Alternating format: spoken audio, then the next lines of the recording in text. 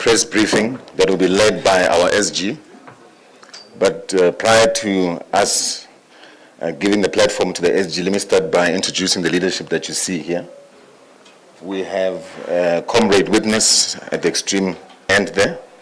She's a convener. And then we have convener of Gauteng, yes. Then we have Comrade Luther Lebelo, who's also deployed from the National High Command, convener of Gauteng.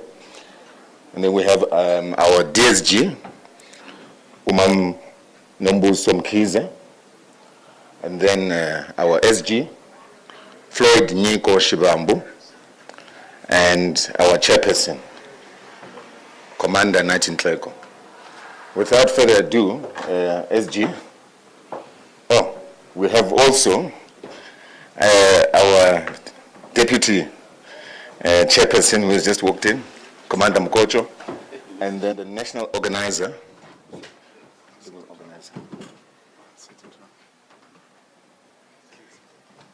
Maybe you can just move just slightly.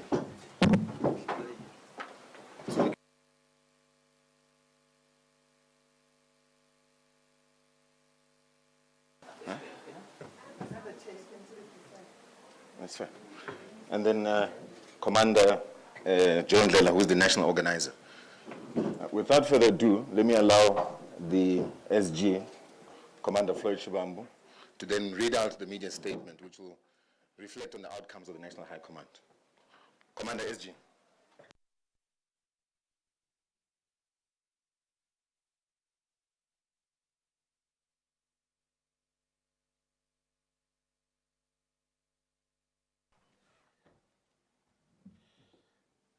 This microphone is a bit low. I need it higher than this. And I think we must have to negotiate how we accommodate the microphones plus this facility that I'm going to utilize here. Because it's important that I read from this institution. So let's negotiate the space together. Oh, you don't need SABC camera, the microphone. I think we must focus on what's important. Than that part. Yeah, I'm getting my audio anyway. Or you can get it, you're getting it directly. I'm getting it directly, thanks. No, thank you very much, National Spokesperson Ntlamulo Ndlela. The leadership of Umkhonto Wesizwe that is here. We have got the Deputy National Chair, we have got the National Organizer, the National Chair, the DSG, we've got the convener of Gauteng and a member of the National High Command on the table. And we also want to extend our greetings to members of the media.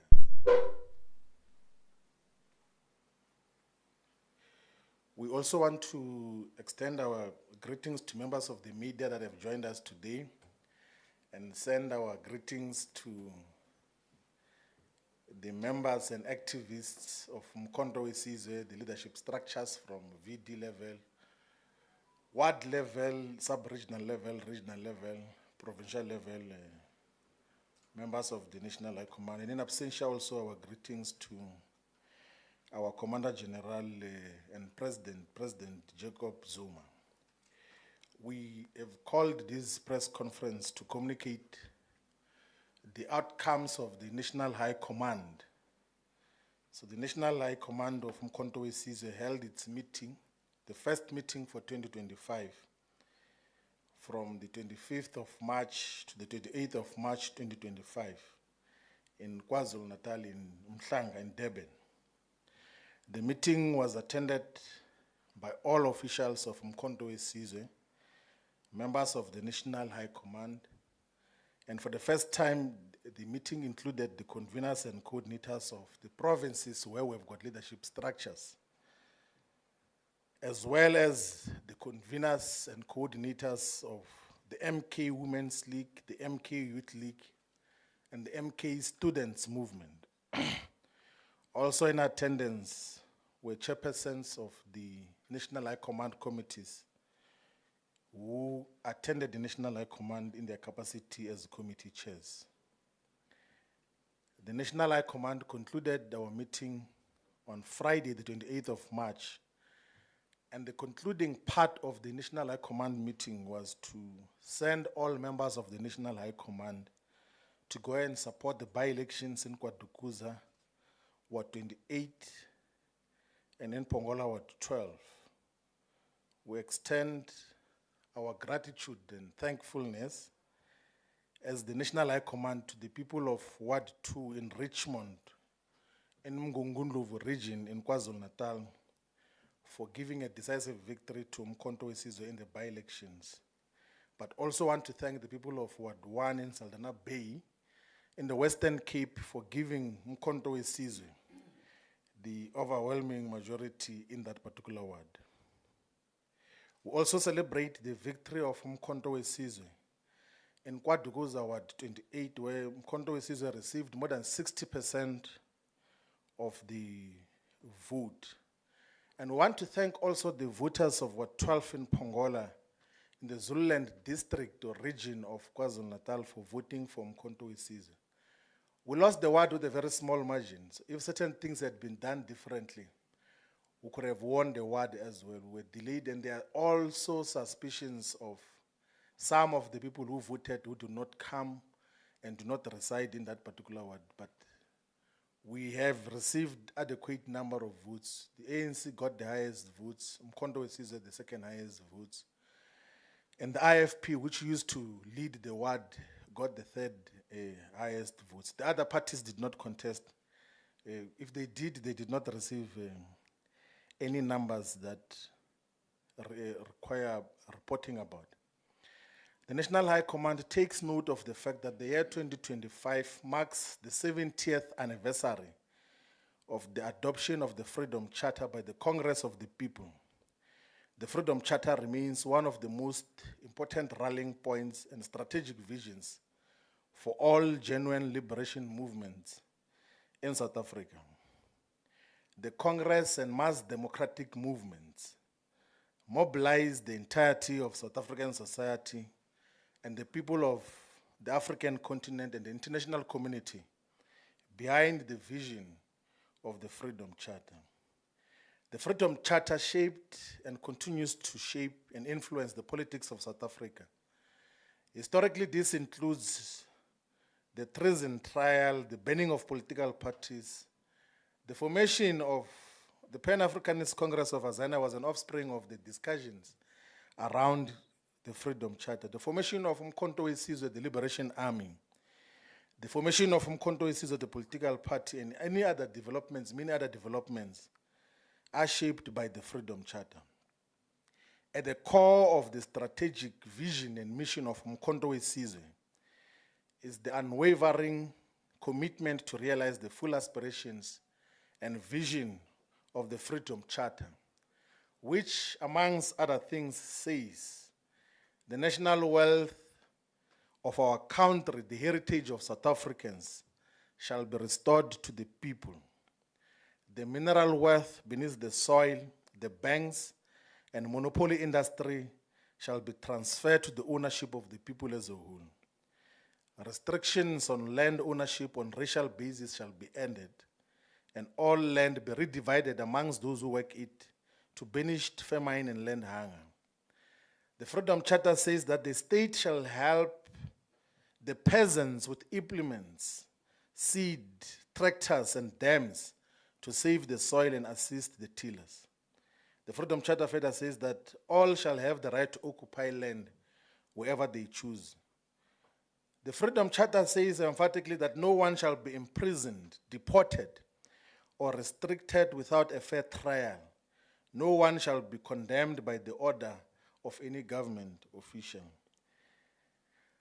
The Freedom Charter further says that the courts shall be representative of all the people. It says that imprisonment shall be only for serious crimes against the people and shall aim to re-educate and not vengeance. And that all those who work shall be free to form trade unions, to elect their officers, and to make wage agreements with their employers. The Freedom Charter says that the state shall recognize the right and duty of all to work and draw full employment benefits.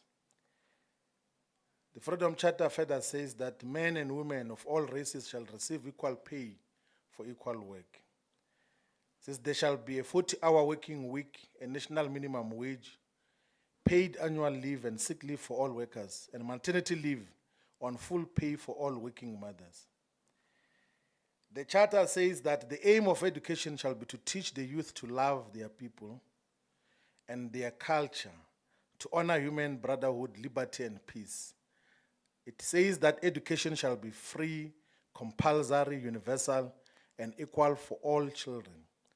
Higher education and technical training shall be opened to all by means of state allowances and scholarship awarded on the basis of merit.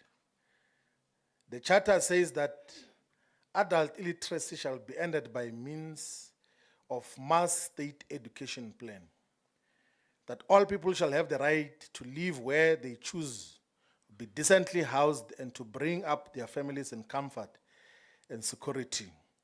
It says that unused housing space will be made available to all the people. The Freedom Charter says that rent and prices shall be lowered, food plentiful, and no one shall go hungry. It says that a preventive health scheme shall be run by the state. That they says that South Africa shall be a fully independent state which respects the rights and sovereignty of all nations.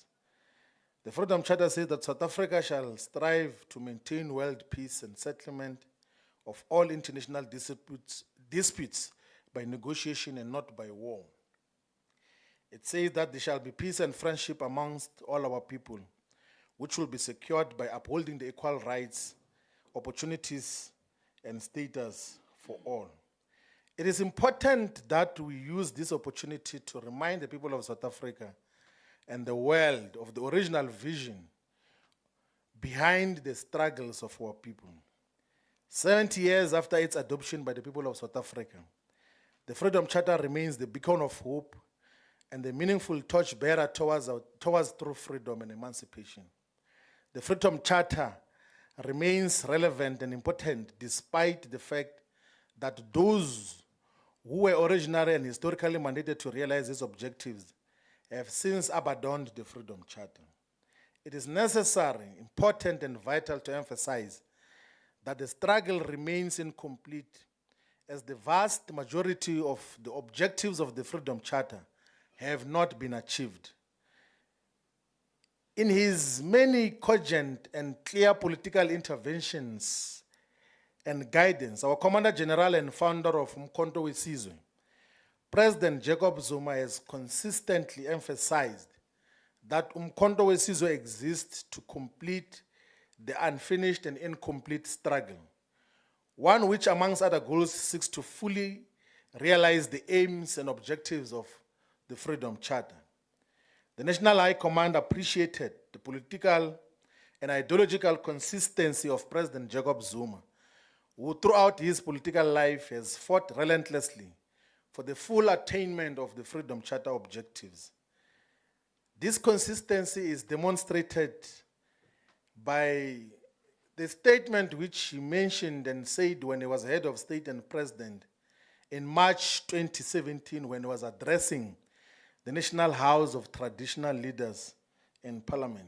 In that address, which is available for all to listen to again, President Zuma said in 2017 when he was the president of the former liberation movement, but also was head of state and president, he said, we need to accept the reality that those who are in parliament, where laws are made, particularly the black parties, should unite because we need a 2/3 majority to effect changes in the constitution.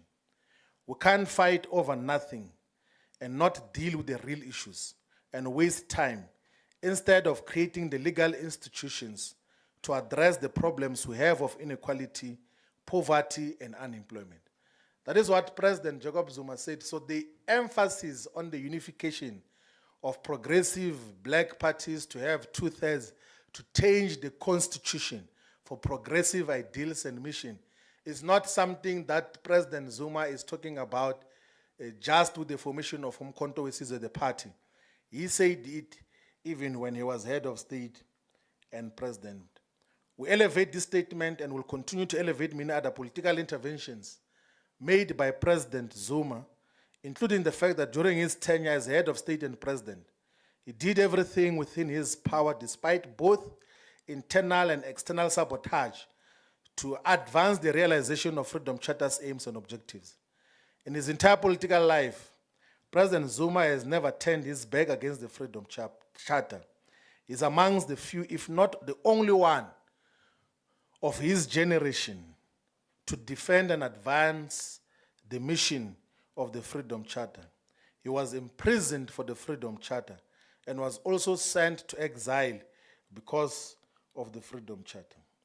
One of the most important and significant outcomes of the National High Command was the initiation or the beginning of an otherwise expansive and organic political, ideological, and organizational discourse on how Umkhonto Wesizwe will take power in South Africa on behalf of and for the people of South Africa. To guide this critical work and discourse, the National High Command identified 5 priority areas that will shape our discussions internally on how do we take state power in South Africa. And these areas that we said are going to guide the internal discussions as Umkhonto Wesizwe. One, we're going to discuss expansively the MK's revolutionary path to state power. So there's going to be thorough discussions as to how do we take power on behalf of and for the people of South Africa as Umkhonto Wesizwe. 2, we're going to have expansive discussions on the domestic, strategic, and tactical alliances. Who are our friends in the pursuit of power for or on behalf of the people here in South Africa? The third component of that is who are our friends strategically and tactically at international level? Then the fourth component of these discussions is how do we finance the revolution? Then the fifth component of what we're going to be discussing as Umkhonto Wesizwe is what then should become the character and conduct of an MK revolutionary. That is the discussion which is going to characterize the entire organization from VD level up until the National High Command. The National High Command discussed the terms of reference for each of the mentioned area of focus. These terms of reference will be expanded into comprehensive political positions of Umkhonto Wesizwe. All structures of Umkhonto Wesizwe at all levels are commanded to, at all given political moment, to discuss Umkhonto Wesizwe's path to power and identify both strategic and tactical alliances at the levels where they operate. And they must also discuss how do we finance the revolution, but also what becomes the character and conduct of MK revolutionaries. So instead of discussing squabbles and petty issues that are not relevant, the directive is that there must not be a meeting of Umkhonto Wesizwe that does not discuss MK's path to power. How do we take over power here in South Africa as Umkhonto Wesizwe? And how and who becomes our friends domestically, globally, and how do we finance the revolution, but also what becomes the conduct of the agents of change, the revolutionaries who are at the forefront of Umkhonto Wesizwe as leadership. Whilst appreciating the immediate task of building Umkhonto Wesizwe as a formidable political party with functional structures at voting district level, at ward level, at sub-regional level, regional level, provincial level, and national level, Umkhonto Wesizwe National High Command also resolved that we should build Umkhonto Wesizwe as a leader of a revolutionary total emancipation movement. So we're going to lead a movement. There's a difference between a political party and a political movement. And now as a movement, Umkhonto Wesizwe will associate with and lead the following components: a national women's organization, which is the MK Women's League, a youth organization, the MK Youth League, the MK Students Wing, which is the MK Students Movement.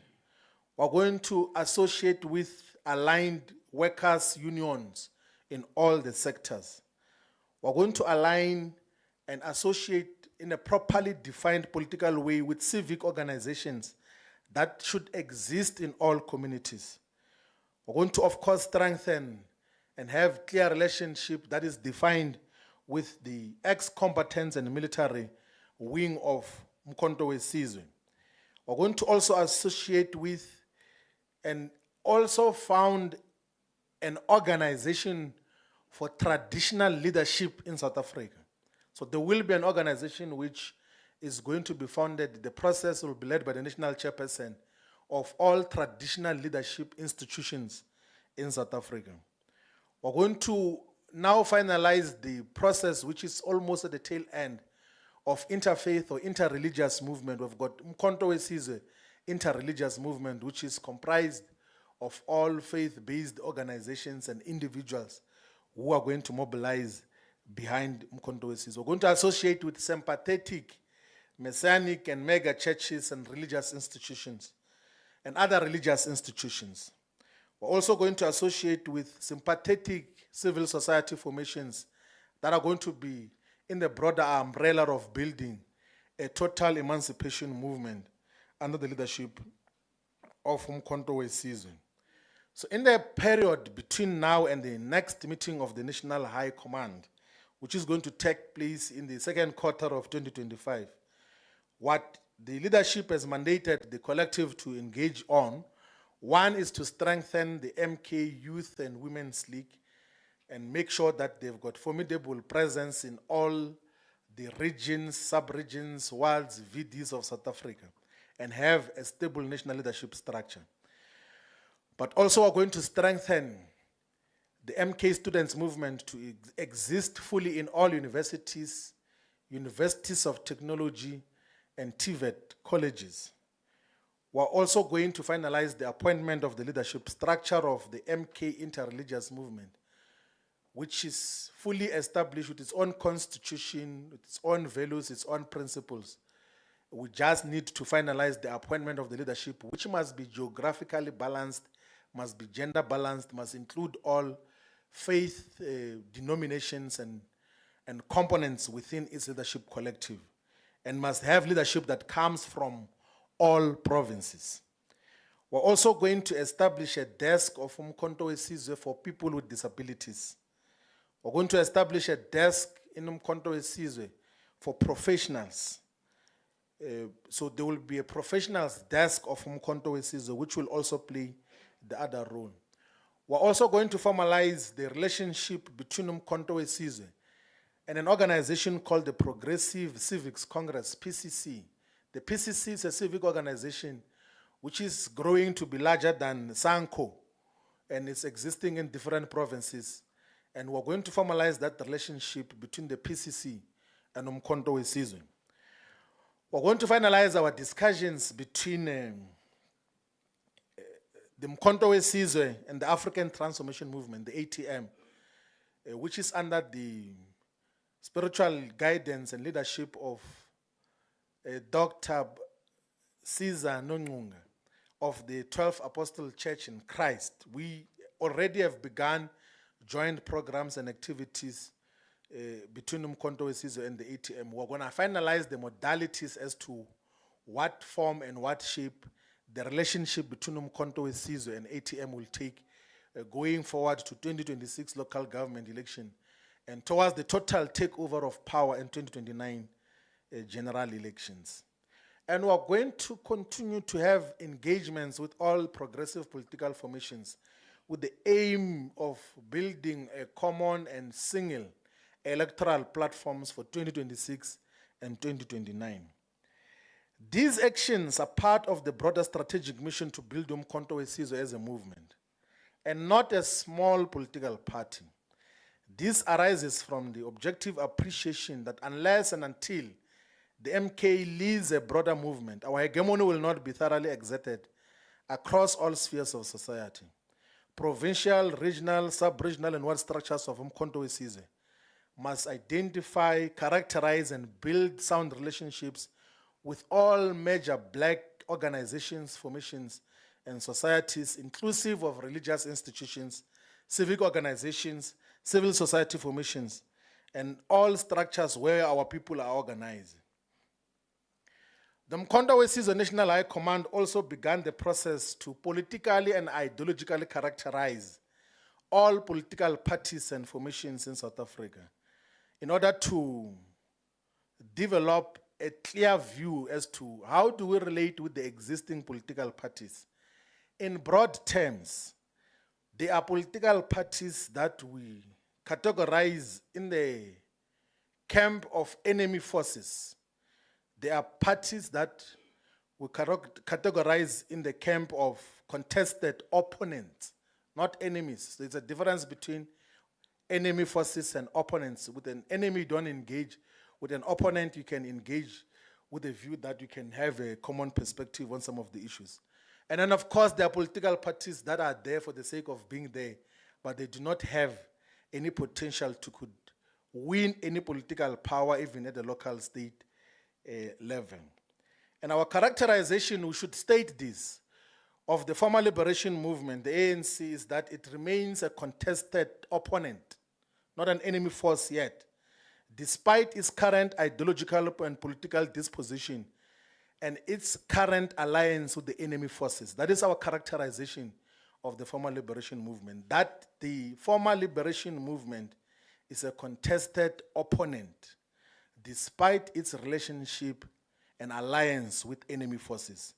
That majority of black political formations in South Africa are potential strategic allies to Umkhonto Wesizwe, as they largely advocate for policies and political positions similar to those of Umkhonto Wesizwe. Our characterization of the domestic balance of forces as Umkhonto Wesizwe is that currently the balance of forces are in favor of the forces of progressive change as led by Umkhonto Wesizwe. We maintain firmly that the results announced following the 2024 general elections do not represent the will of the people. We also believe that the so-called government of national unity does not reflect the will of the people.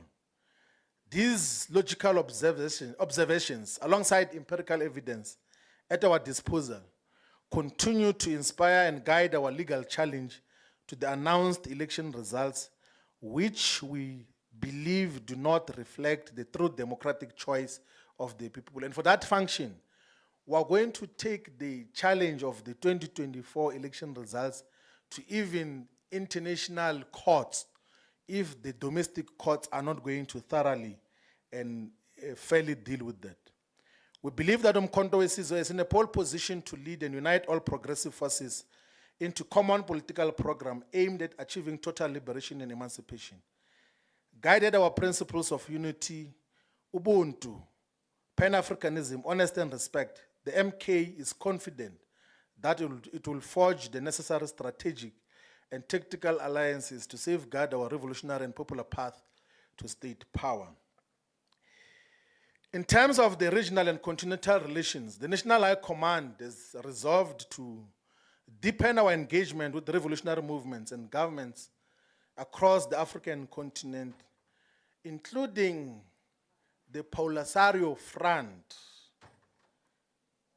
which is from Western Sahara, and countries, the progressive countries in the Sahel region of the continent, also to deepen our relationships with the people and the government of the Democratic Republic of Congo, and will have engagements with all the diplomatic missions of progressive countries here that are based here in South Africa.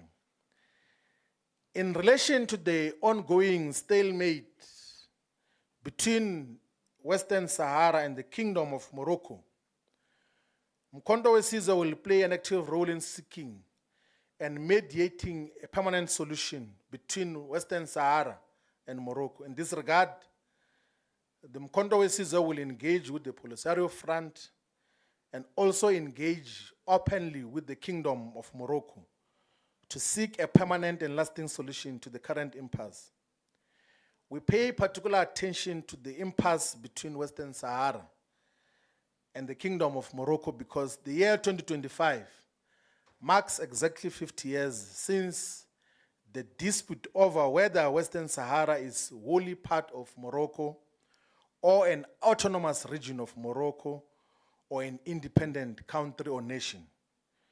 President Jacob Zuma and the MK leadership will engage with all the parties involved, will also engage and visit the Kingdom of Morocco to engage with all the parties involved with the aim of bringing the permanent stability and solution to that particular region. These efforts are aimed at strengthening Pan-African solidarity, also to advance continental decolonization and continental economic integration, which should be aimed at resisting the neo-colonial and imperialist influence. The MK's analysis of the continental politics and developments are not done for the sake of it, but as a mechanism to guide concrete actions and programs which the organization must purposefully pursue.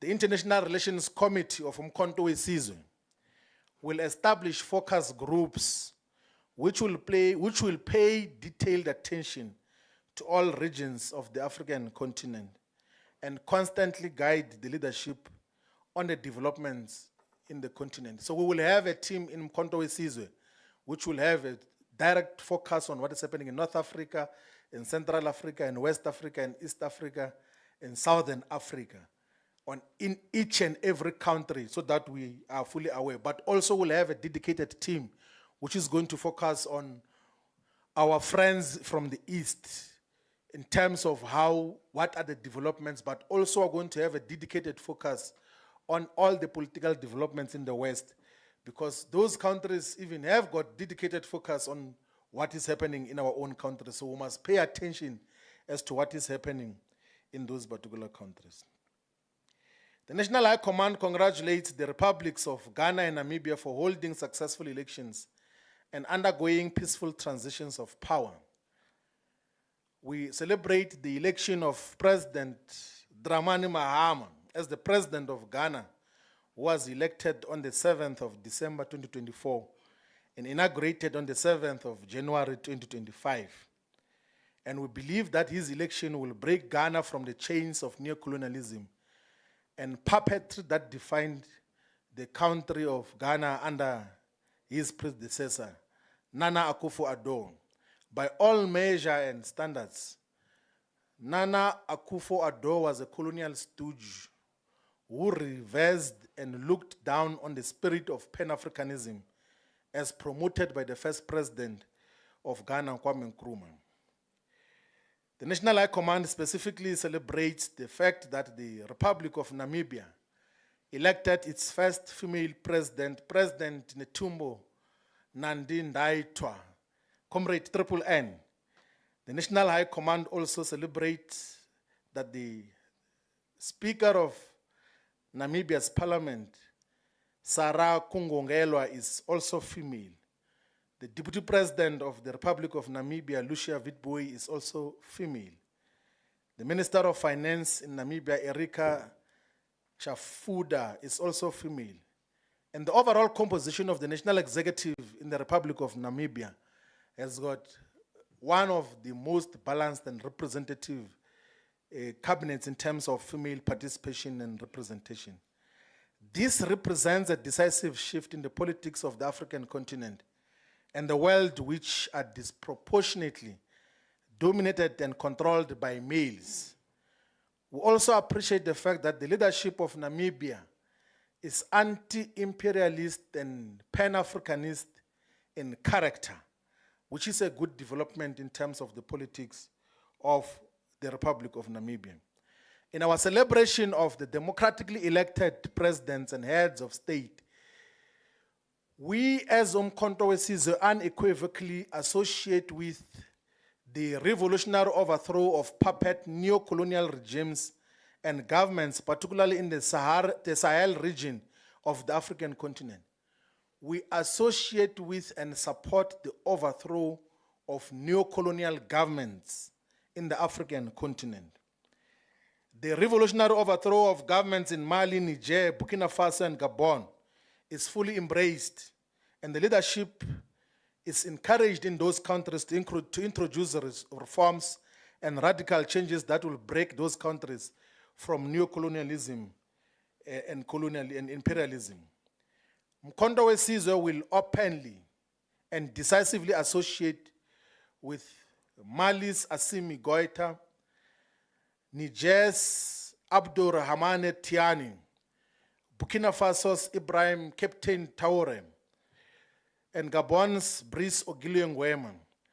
Umkhonto Wesizwe will associate openly and support all these anti-colonial movements in the African continent, and will take practical steps to build and solidify our relations with progressive forces in the continent and the world. Umkhonto Wesizwe expressed a cautionary concern over the ideological decline over some of the former liberation movements in the continent, which some seem to be aligning with imperialist forces. Nevertheless, Umkhonto Wesizwe will reach out to all former liberation movements in the African continent, inclusive of Frelimo, Chama Cha Mapinduzi, SWAPO, all the liberation movements that are progressive. Umkhonto Wesizwe will reach out to have those engagements. And we affirm in relation to the Democratic Republic of Congo that its sovereignty and territorial integrity must be protected.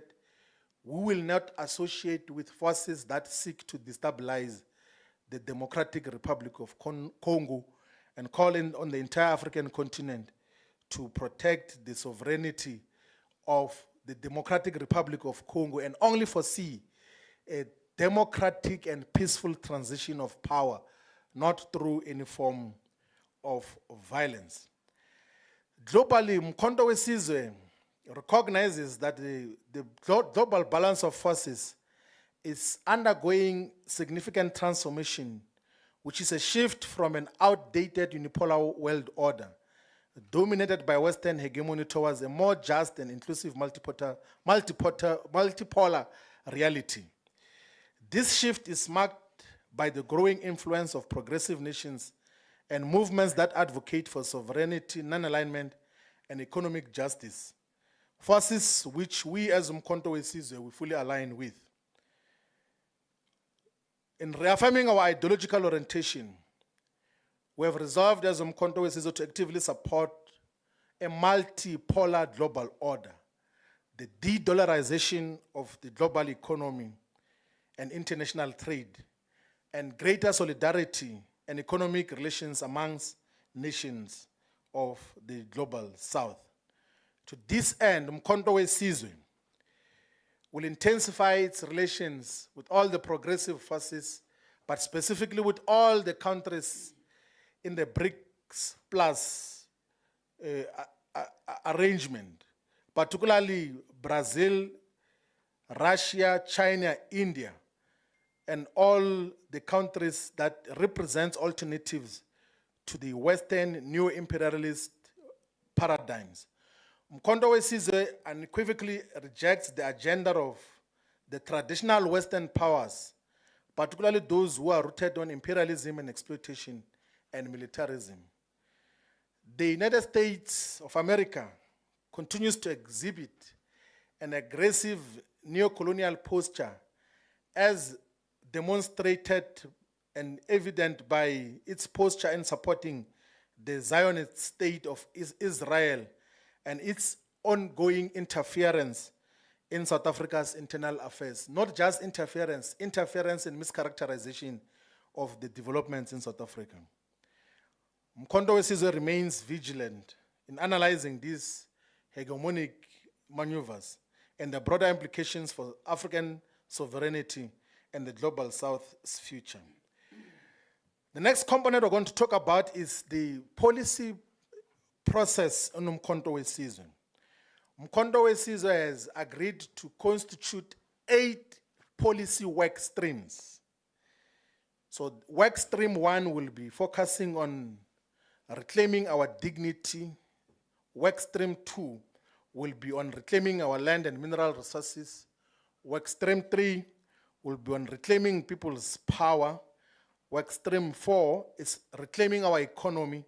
Work stream 5 is building our human capital and technological capability. Work stream 6 is reclaiming our spaces.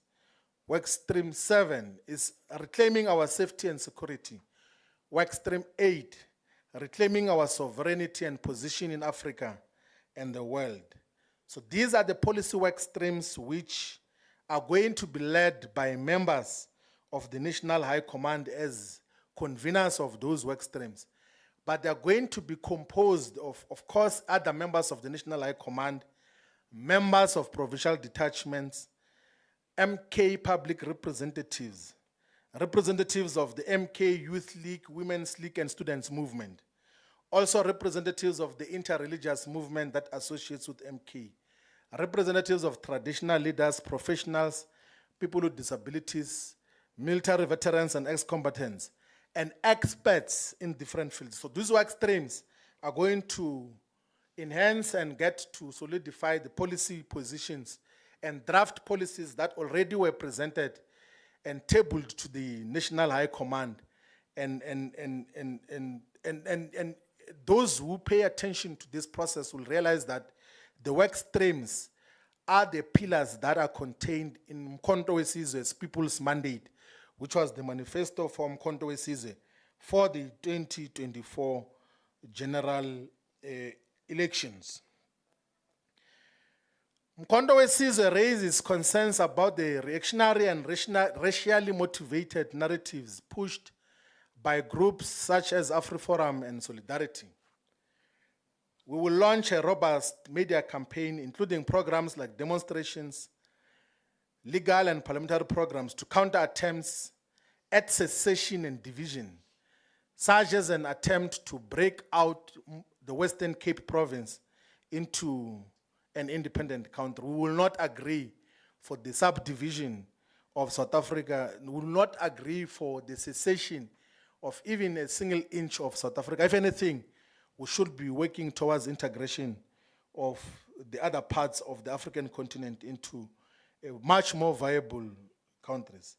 In relation to the public representatives, the National High Command affirmed the principle that all representatives of Umkhonto Wesizwe in Parliament, the National Council of Provinces, and municipality councils are deployees of the organization and must always work within organizational mandates, accountability, and reporting. Deployees are not a separate structure of Umkhonto Wesizwe, but deployees who must seek mandate from the organization in all their work programs and activities. Umkhonto Wesizwe public representatives are guided to significantly upgrade and improve their functions, roles, and character as representatives of the legitimate majority in South Africa. In the National Assembly, the MK must demonstrate its capacity as the leader of the official opposition and must illustrate the organization's capacity to be an alternate government. The levels and quality of debate, interventions, oversight, and leadership must significantly improve.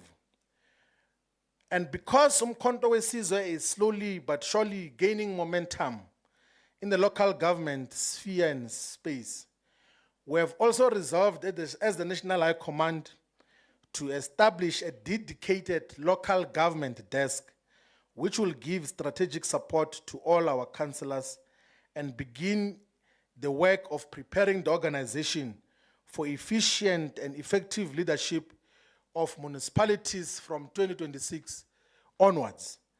The MK will outrightly win majority of municipalities in the 2026 local government elections, and the local government desk will start with work of preparing the ground towards that inevitable reality. Recognizing that elections constitute the most and primary instrument through which the MK seeks to attain state power, the National High Command resolved to significantly strengthen the elections unit of our organization. This will include the appointment of dedicated provincial and regional elections coordinators under the direct leadership of the national head of elections to foster organizational impact in all the elections. The organization is in the process of assembling the election support materials, including vehicles and trucks, which are going to be given to provinces as part of preparing for the upcoming elections and making sure that the organization has got the necessary impact. Umkhonto Wesizwe has resolved in the National High Command to spearhead a vigorous and principled campaign against the proposed increase on value-added tax, VAT, which was resolved and supported by majority of members of parliament. We will work within parliament to present clear alternatives as to what else can be done instead of increasing VAT, which is going to impoverish our people. But also we're going to take our struggles to the streets to get the people to be the ones that resist the increase on VAT. That is the program which the Secretariat and national officials is going to give a program of action of what will all regions, all provinces, and all structures of Umkhonto Wesizwe do to resist the increase of VAT. The other issue which Umkhonto Wesizwe National High Command resolved on is to strongly condemn Mr. Ramaphosa's misguided decision to extend the invitation to Zelensky, the puppet president of Ukraine. The MK views this move as a clear alignment with European and Western imperialist interests and an affront to South Africa's historical position of non-alignment and anti-imperialism. Accordingly, Umkhonto Wesizwe will formally oppose any official visit of Zelensky to South Africa, and we will stage protest against the visit of Zelensky into South Africa. We do not want him to come because he has been a puppet of the North Atlantic Treaty Organization-led militarism, which sought to destabilize Eastern Europe and possibly the entire world through an unjust and unfair expansion of NATO forces. In relation to discipline, Umkhonto Wesizwe has resolved the National High Command that discipline remains at the center, the cornerstone of our movement in all the work that we do. That will strengthen the work of the National Prosecutor of Umkhonto Wesizwe and the National Disciplinary Committee to expedite all the work that is before it. The advice and the guidance politically to the prosecutor and the National High Command is that all the cases that are brought before them should be dealt with expeditiously in a manner that will enforce revolutionary discipline in Umkhonto Wesizwe. Part of the resolutions of Umkhonto Wesizwe National High Command is to convene a policy conference in August 2025. So the work streams that we announced earlier will feed into a policy conference which is going to adopt the policies of Umkhonto Wesizwe in finality as to what happens. There are policy statements and policy positions of Umkhonto Wesizwe as articulated in the People's Mandate, as articulated in the Freedom Charter, but the substantial policy positions will be officially and fully adopted in the 2025 August policy conference. When we had our last press conference here in Sandton, we had announced that on the 12th of April, Umkhonto Wesizwe is going to hold the inaugural President Jacob Zuma lecture on the 12th of April.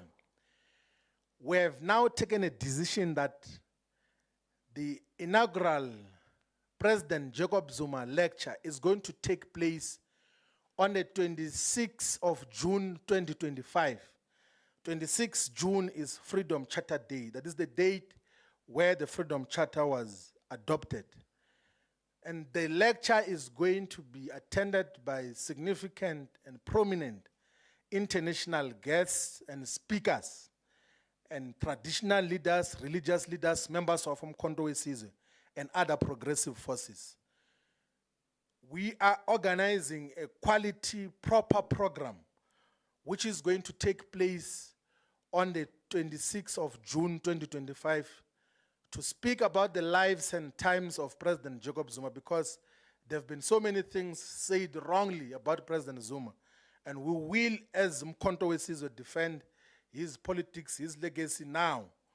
And those who have got problems must tell us which problems they have. But on the 12th of April, we have directed that all provinces should have their own programs to talk about the lives and times of President Jacob Zuma, his politics, because he's our president, he's our leader. And there's been so many distortions of his politics. There's been so many caricature of his politics. There's been so many things that are said wrongly about him. And we should openly associate and defend President Zuma as Umkhonto Wesizwe. So all provinces will be advised to hold their own programs on the 12th of April, which coincides with the birth date of President Jacob Zuma.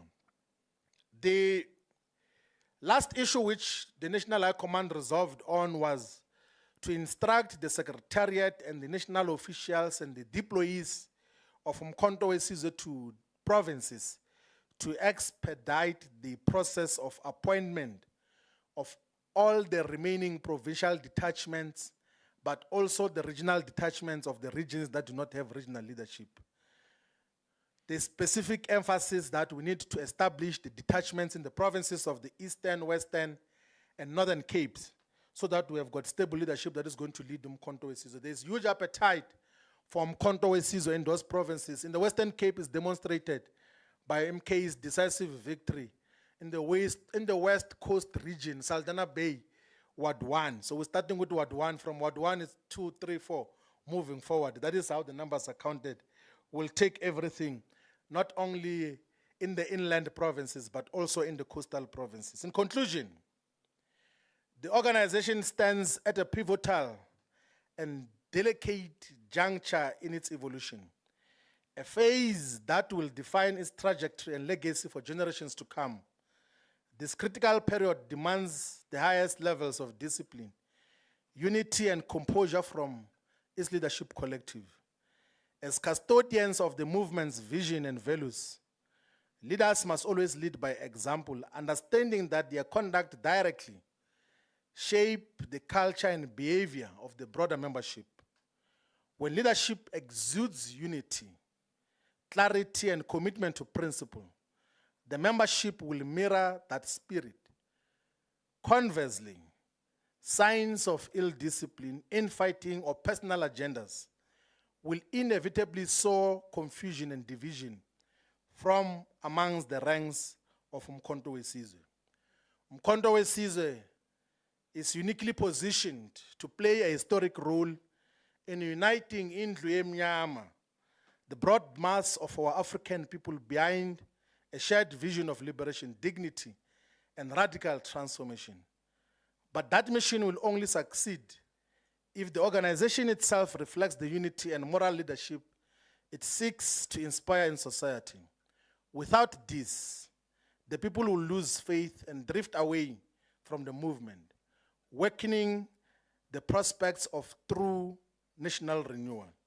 Let us therefore rise to the moment with humility, integrity, and the unwavering commitment to the revolutionary path before us, which is the revolutionary path towards state power, which the MK is going to lead. Africa, my boy. Thank you very much.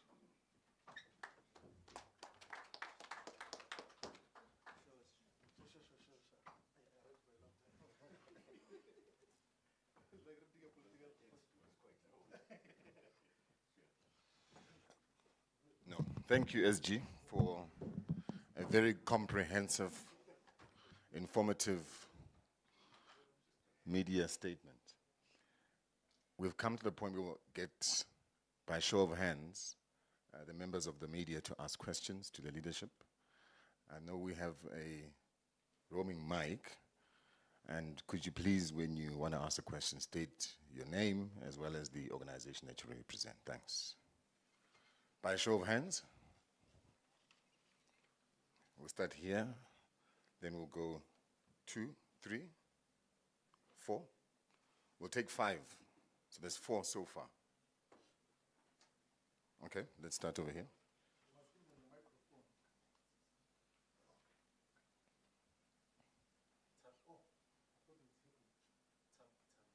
Is it? Press it. Is it on?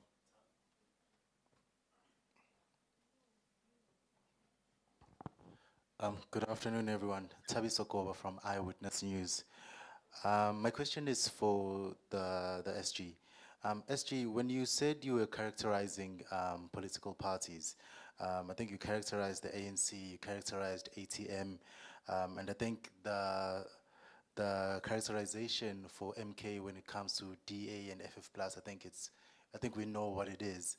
I just want to know maybe how does the MK party characterize the EFF?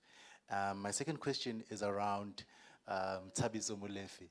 I just want to know, Thabiso Molefe, the Rustenburg ward councillor, I just want to know what is the situation with him? Has he resigned as a ward councillor?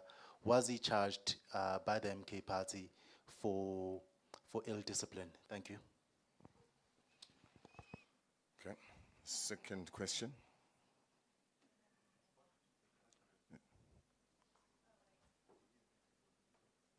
It's Jacques from ENCA. It's working. It's working, thanks. I just have 2 questions. So you speak about the stance of MK when it comes to the rejection of the VAT increase, but I just need more clarity on what you plan to do as the MK party, because the DA has obviously gone to court, but what are you doing as MK to either stop this or challenge this or whatever the case might be? And then secondly, you have 8 MPs that have not been sworn in.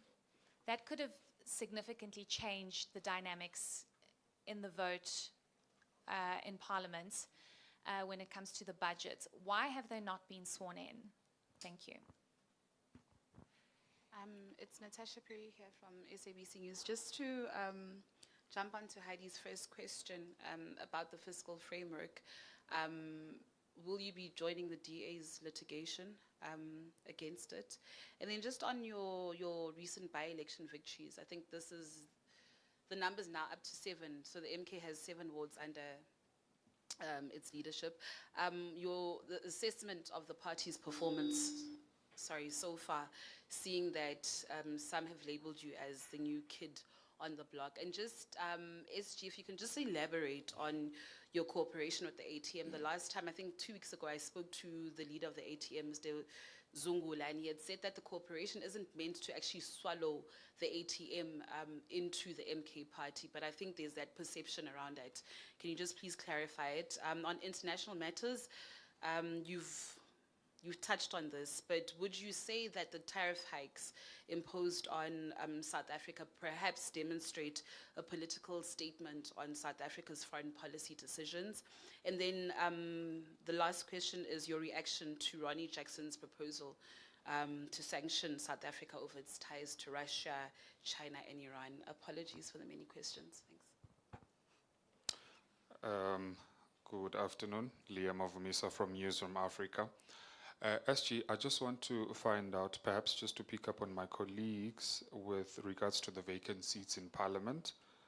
Would you concede that those vacant seats rather would have made a significant difference in the VAT budget, the VAT increase in the budget vote that was recently had? So would you concede that had you had those seats filled, that would have made a significant difference? Because I understand the Chief Whip in Parliament, your Chief Whip in Parliament, did attribute in, I think it was social media on X, that there was a problem with electoral law which did not permit those seats to be filled in Parliament currently, and that can only be happening in June. So maybe just clarity on there. And then my last question with regards to ATM, I understand you did allude to the fact that you're going to still finalize the modalities in terms of your association with the African Transformation Movement, but is it only the is it only the ATM, or do you have any other political parties which you are going to be associating with leading up to the 2026 local elections? Thank you. I think that was the last one.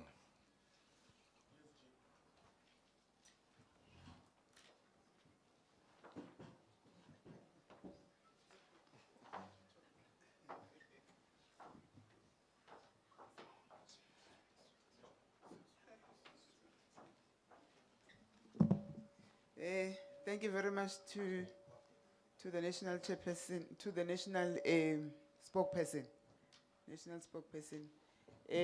I'm going to take a question from Tabiso Goba, which relates to the state of the disciplinary processes of Tabiso Molefe.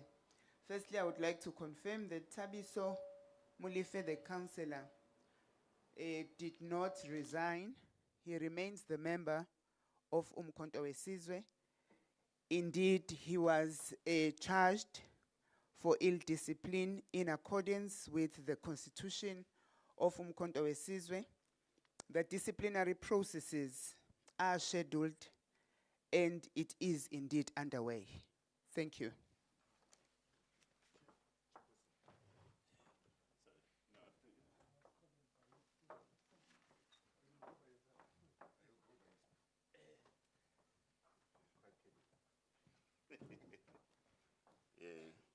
No, thank you very much.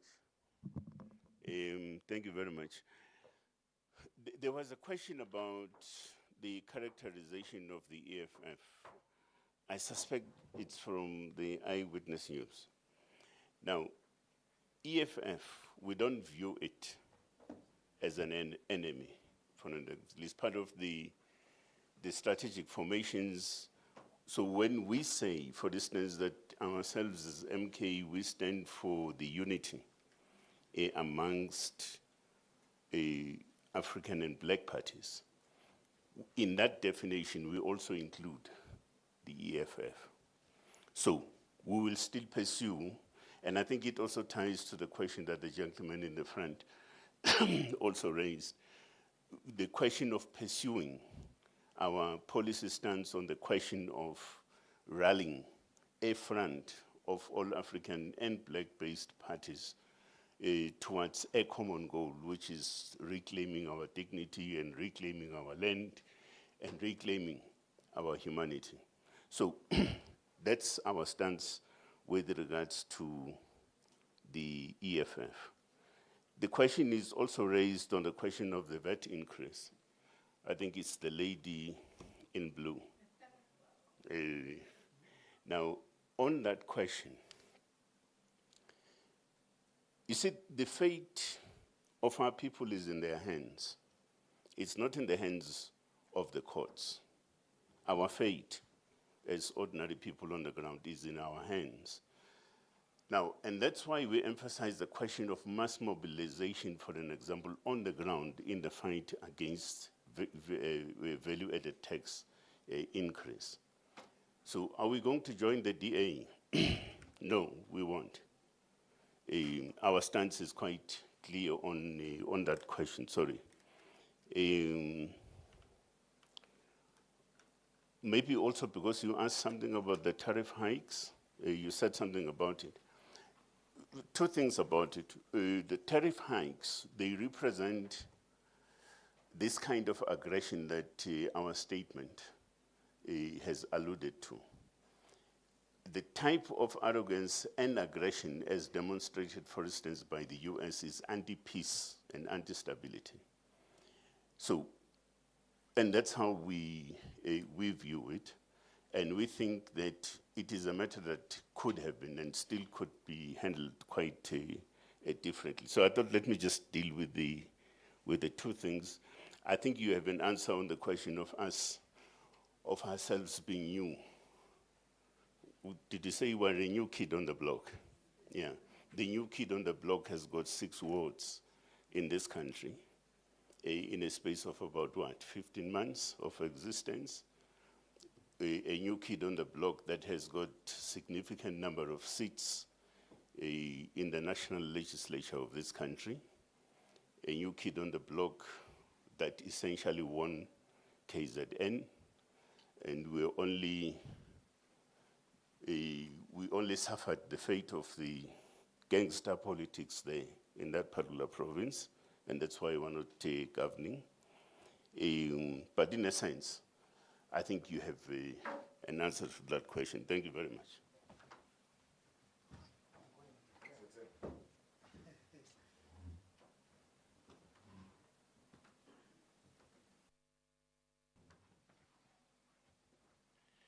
No, thank you very much. Thank you very much for the questions. So we at the rate we are going, Chair, I think by the time we get to 2026, we are most likely going to have more councillors than some parties that, ward councillors than parties that contested elections in 2021. It's highly possible because there are lots of wards which we're still going to win. We want to stop this thing of losing wards. It's not a good thing. National organizer. Yeah, we must not go around losing wards. We should always have, because we've got the political and organizational capacity to win wards, all the wards. The people of South Africa support Umkhonto Wesizwe. That is why we have got 6 ward councillors directly elected as Umkhonto Wesizwe councillors, and then we have got 1 PR councillor who was elected in Tabazimbi as part of the generalized elections that took place there. But we have got multiple other councillors who joined Umkhonto Wesizwe as independent councillors, and those who joined from smaller political parties that got to integrate into Umkhonto Wesizwe. We are doing a thorough audit of that. Part of the immediate task of the local government desk will be to collate the exact number of councillors that are members of Umkhonto Wesizwe, because we've got a substantial number. I know in Machabeng, in the Dwele region in the Free State, actually the councillor is even a deputy convener or deputy organizer of the province. I know in Utukela, I know in a variety of other municipalities we've got councillors. I know in Collins Chabane municipality, we've got a ward councillor who is an independent councillor but is a member of Umkhonto Wesizwe. So there's a lot of councillors who are within Umkhonto Wesizwe. That is why highest possibilities that by the time and we are not counting those who are councillors but are still serving in other political parties. We're talking those who openly associate with Umkhonto Wesizwe. We've got a substantial number as Umkhonto Wesizwe. Now, the manner in which the parliamentary list process operates, we explained it in the press conference that took place in the city centre, in Marshalltown, that when you submit an original list of members of parliament, you are only allowed to supplement and amend it once in the first year of constituting the National Assembly. So that is as per a schedule in the Electoral Act. So Umkhonto Wesizwe has exhausted the period within which it can supplement the list to the National Assembly in the given period. Even if we wanted to, we actually had written to the Speaker to say, please allow us to fill the vacancies that occurred. And then she pointed us to that rule. And then in the Chief Whip's forum, our Chief Whip, and I understand with the concurrence of other parties, by the way, it is not only the MK that is affected. There are other parties that have not yet filled the vacancies because they've also exhausted that space. And there was agreement in the Chief Whip's forum that that law is not fair on political parties to have vacancies that last for a very long time. And there was a joint agreement in the Chief Whip's forum that we should approach the court for a declaratory order, because no one was going to oppose approaching the court that let us actually amend that section of the law that says that you can only amend or supplement the list once in a period of 12 months. So as the rules stands and as the Constitution and the Electoral Act stands, we can only supplement the list after the 29th of May, because the elections took place on the 29th of May 2024. And then we will be able to constitute and then fill the 8 vacancies that exist in the National Assembly. We already have submitted the names of the comrades, and we have informed them, those who are going to supplement the list of Umkhonto Wesizwe in the National Assembly. So there was no negligence on our part as Umkhonto Wesizwe as it came to voting on the VAT dynamic fiscal framework and proposal. We went full force. We opposed the proposals in the committee. The ANC tried to speak to our public representatives in parliament. They even tried to reach out to the leadership. We told them that we will never agree to a fiscal framework that seeks to increase value-added tax as part of the revenue proposals. And that is our position. But also what we told them in no equivocal terms, we said clearly that we will never support a budget of a so-called GNU. Why would we support a budget to give to John Steenhuisen to deal with land issues? We'll never do that. We will never support a budget to give to representatives of our former oppressors and their representatives whose ideology and politics still want to safeguard those interests, and then we then sit as Umkhonto Wesizwe to associate with such. It will never ever happen under no circumstances. But as MK, we have got very comprehensive alternatives as to how do we get to get different revenue streams for the state to sustain its obligations on a constant basis. That we have much more clearly. I think the chair, chair, I don't know if you have dealt with this much more clearly, that we have had, in the statement that we issued after our bilateral with the African Transformation Movement, said that the Secretaries General are going to meet to deal with the modalities. So we don't want to second guess now what will be the outcome of those modalities. But we are going to have those discussions with the ATM. But there's a principal agreement that so votandawonye. That is the principal approach that we're taking. That moving forward, we're going to work together as Umkhonto Wesizwe and the African Transformation Movement, so that we do not unnecessarily, because there's nothing that distinguishes ourselves as Indlu Emnyama. Now, the other question is, I think the national chair has dealt with the question about how do you characterize the economic freedom fighters. I think that there was a mistaken characterization by the EFF. The ones said MK is enemy number 1. To realize it was a mistake characterization. It's not possible for, just by the nature of your constituencies and the people and the interests and the politics that you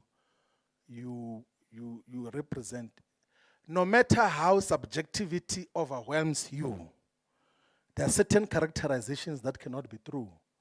No matter how you think of certain individuals in terms of their politics and posture, you have to be able to distinguish as a revolutionary between opponents, between potential strategic allies, and enemy forces. Like, despite the fact, like we know as Umkhonto Wesizwe that the ANC is largely in the hands of enemy forces now in terms of its ideological disposition. That is why they've got no problem associating with the enemy forces and forming a government with them, and giving them strategic departments of basic education, of land. But we despite the fact that we know that they are in bed with enemy forces, we didn't characterize the African National Congress as an enemy force. We said it's a contested opponent. And I would think that this is the characterization that should occur in all political parties and must happen at a much more matured political and ideological way, which is not guided by subjectivity and overwhelmed by personal dispositions and wrong view. Because if you allow that to overwhelm you, you will mischaracterize the juncture which we are in, and then you will therefore mischaracterize just what is to be done by common action of all the progressive forces. Now, the United States of America has increased tariffs, not only for South Africa, but for almost all countries in the world. And what Mr. Trump is doing is saying he calls those reciprocal tariffs, that is retaliatory tariffs, like he's doing those tariffs in retaliation, that if you have been charging the American economy certain tariffs to gain access to your market, you are going to be charged for you to gain access to the American market. So South Africa is particularly affected because from the year 2000, South Africa was beneficiary of the African Growth and Opportunities Act, which was the legislation in the American Congress or Parliament to allow countries in sub-Saharan Africa to take goods and products into the American market without paying any tariffs, without paying any taxes as on when those goods enter the American market. So for a very long time, there's been some relationship with South Africa got to benefit from through AGOA, which now is coming to an end because there's a 30% taxes that are being imposed on South African goods and products. But we need to also, as a political movement, examine just who had been the beneficiaries of the AGOA process since enactment in 2000. Largely, it has been the automobile industry, Comrade Chairperson. So you'll find these European companies like VW, and then the Japanese with Toyota, and then the Americans with Ford will come and assemble cars here in South Africa so that they can get duty-free access to the American market. That is what, so 30% of the AGOA benefits has been accruing to the over-subsidized automobile industry in South Africa. And where they will just come and assemble cars so that they can gain free access to the American market. And then the second category of that was something called ferroalloys, and then agricultural products, citrus, and all of those things. So we said it before that in the process of hyper-nationalism and trying to appear relevant, Elon Musk is going to affect his people because the people who are benefiting from access to the American market is in the commercial agriculture, and the commercial agriculture in South Africa is 99% white and mostly Afrikaners. They are the first victims. We can't say, no, what about workers? Farm workers are treated like slaves. They're not benefiting anything. There's no farm worker who is benefiting anything from the farms that they're working in. They're treated like slaves. So the biggest victim of the hyper-nationalism and racism of Elon Musk and his friend Donald Trump will be the Afrikaner people whom he says are under siege. Now they're going to be in bigger trouble with this increase of the tariffs that is imposed on South Africa. But I think the most important observation that we have to make is that for a very long time now, America, through what is called the Washington Consensus, has been the number one preacher, archbishop of neoliberalism, which says that please don't put tariffs on goods and products that must come into your countries. Now, because there's a shift in the global balance of power, with China rising with proper manufacturing capacity and producing meaningful goods and products, the Americans are the ones who are turning around to opt for what they call protectionism, of protecting their market against imports from other parts of the world. So it means the Washington Consensus is coming to an end or is collapsing. American imperialism and neoliberalism is beginning to come to an end. There is, however, foolishness in the manner in which it's being handled, because It's just blanket increase of tariffs, even on things which America cannot domestically produce. I mean, how do you increase tariffs on fruits and nuts, which you cannot grow in your own country? What that will have is just inflationary consequences on the American population, where those will just become more expensive, and you cannot alternatively produce them. But as an instrument of industrialization, that is what it's trying to do, with the hope that Americans are going to domestically produce their own goods and services. And by the way, in the last issue to then reflect on this, is that part of the things that America is importing from China, Vietnam, and all these other countries are done by American companies in those countries. Apple, for instance, manufactures these laptops of Apple and cell phones in China. They say it's made, even at the back of the iPhone, it's written, made in California, but produced in China, manufactured in China. So he must go and fight with those people of Apple. He must fight with his friend Elon Musk, because even Tesla cars, the batteries are made in China. These electric vehicles, batteries are made in China.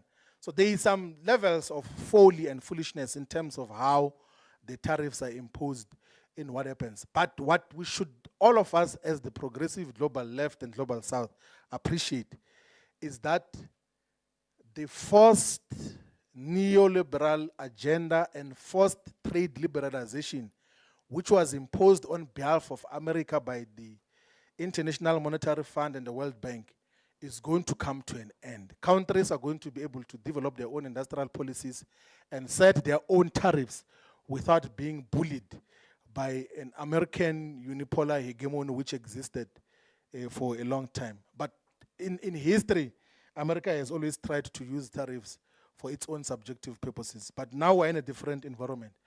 There won't be any wisdom in trying to isolate South Africa from international trade. The call and the demand of Umkhonto Wesizwe is that let's intensify our relations with the BRICS countries.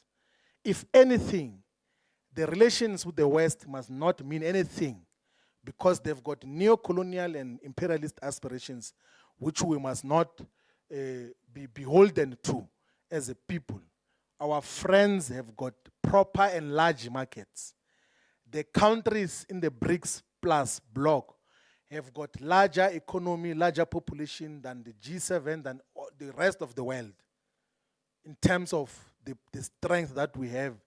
If you have got 1.4 billion people in India, 1.5 in China,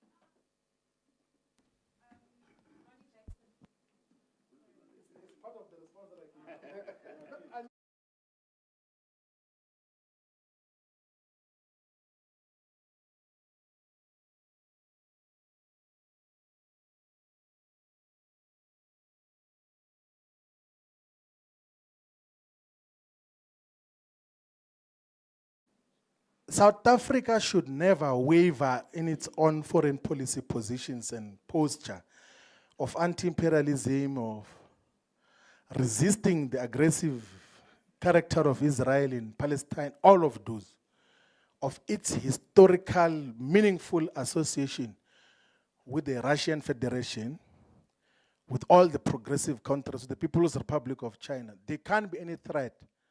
We are not too dependent on the United States of America. If we were to do an intrinsic study of just what constitutes our trade relations with America, we'll realize that it's actually the American companies and European countries that are benefiting out of that relationship. And the second category is the Afrikaner who are invited by Mr. Trump to go to America, and they can go. There's no problem with that. If they want to go, they can go. If they want to stay, they can stay, in terms of what happens. Comrades, I thought before I step down, must introduce our Treasurer General. His name is Hamilton Mpiake Limba. He's here, he's joined us, the TG of Umkhonto Wesizwe. Welcome, TG. If they ask questions about the resources and salaries, we are going to respond on our behalf. Thank you very much.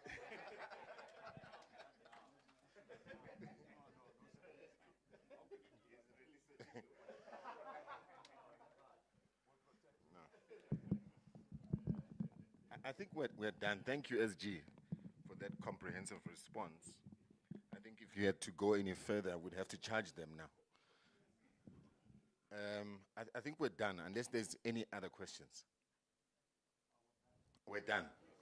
Thank you very much. We appreciate your presence. Drive home safe. Thanks.